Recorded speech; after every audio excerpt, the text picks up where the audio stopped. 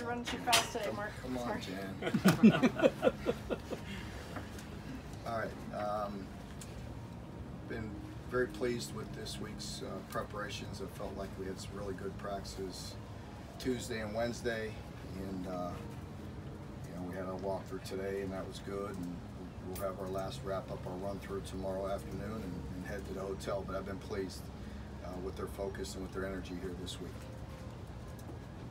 Mark, when you said Monday you were really proud of the way the cornerbacks played, that they sort of set the tone against Florida, what did you mean by that, and what are you looking for from them as far as setting the tone? I don't recall that, John, whether it was about them setting the tone, but I mean, I probably used that term, but it was more, that's generally speaking about the front. Yeah, I think the offensive line and the defensive line were very physical, as you know. We talked about that, and, but I thought the other piece going into the game was our matchup outside because of their speed and getting big plays and at receiver, and so I just felt like I was pleased with the way our corners were covered and the way they played.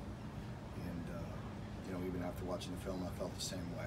They had a good day, good tight coverage, and obviously they hit some, as you saw later in the game, but some of that was in between safeties and linebackers, and hit some intermediates and some things like that. But the big shot plays when the game was on the line, I felt like they matched up really well and played good. Mark, with the new redshirt rules, do you anticipate seeing a lot more guys play this week that maybe you wouldn't normally play? We do. I'll let you know after the game and see how it goes. But I would like to use a few guys just because we have to right now, just because of some injuries and a few things going on, certain positions. Nothing major, but I would like to get a few guys in there, yes. Mark, Benny started getting all of the Heisman buzz this week. Have you all talked at all about any sort of marketing campaign for that kind of stuff? Is that something you'd be interested in? I don't think, we have not. Tony does a great job. You can ask him afterwards, but no, they'll do a good job of promoting Benny, and I'm sure Benny and Josh and several of our guys just for some postseason awards, and they deserve that. And we'll do some things as we move forward to help promote those guys a little bit. Eddie talked about Benny maybe being on a pitch count earlier this week. He wished he would have run him less this last week. So how much do you think he runs this week against Florida? I don't know. I'm not going to put a number on that right now. You never know how things are going to go throughout the game. We've talked about it all year, and we talked about it after that game, that we had confidence in the other backs running in there as well. And so we do anticipate using some of those guys here this week. Mark, I know when Josh made the decision to come back and he worked really hard on his body over the off season, are you already starting to see the benefits from that? And do you think, how much is that going to help him as the season goes along? Definitely. You see that, this whole time, the way he's carried his weight, the way he's ran this summer and lifted, and just the change of direction, and he's able to carry it and hold it. And it's not a struggle for him to hold his weight right now. And he's just playing now. He's playing really good football, just across the board. Even things that go unnoticed, he's just playing the game the right way. And he's been doing his job and playing within the framework of the defense. And then predictable pass. He's gotten great pressure. Just doing a lot of things good.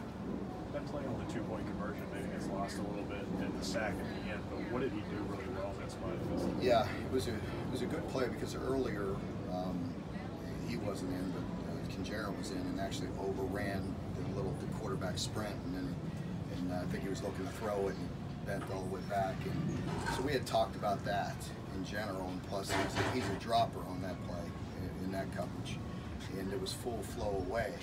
So with full flow away, he can't do anything over there. But a lot of times they have that, what we call Y hide, tight end hide. Kind of blocks for a while, trickles back. And that's what he fell into. And he was looking for it, had instincts, and just picked it up and made a nice play on it. Murray State's offense is a pretty good screen team. What kind of problems does that present for you guys when you watch? Yeah, we just got to watch because, we did a really nice job last week on a couple of them. Obviously, the draw late in the game really hurt us. We got to be anticipating some of that and predictable pass situations, and the same with screens. And one of the screens earlier in the game we had some guys really doing a nice job of retracing and getting downfield and making a tackle. So they got to be anticipating some things. We don't want to slow down. We still want to be aggressive, but they have to read that and retrace, and that's team defense at that point. You haven't had too many opportunities for miles in a kicking game. You always prefer touchdowns, and that's a good thing. But are you kind of curious to see about that too? Sure. I mean, I think, you know, I'd like to give him some field goals. Yeah. I mean, obviously you're right. I'd rather see him kicking extra points, but yeah, I'm sure he'll get his opportunity, and you know, I have confidence in him when he does it. How's Terry look this week after receiving, you know, some pretty good recognition? Oh, the same. No change. I mean, preparation's been good, and he's really always has the same demeanor.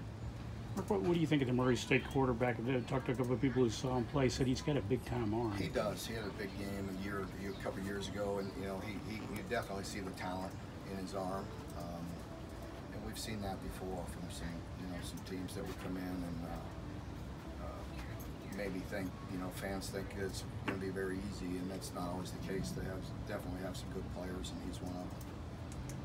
When you have an FCS opponent coming in, kind of like EKU has in the past, it seems like they almost elevate their play because this is kind of their opportunity to show what they can do. Yeah. Again, I have no control over what they do or how they play, but obviously with us, that's what we talked about all week was playing to our standards and playing a clean football game and playing to the best of our abilities, and that's what we're focusing on. Anybody else? No, thank you very much. Okay, thank you. Thank you.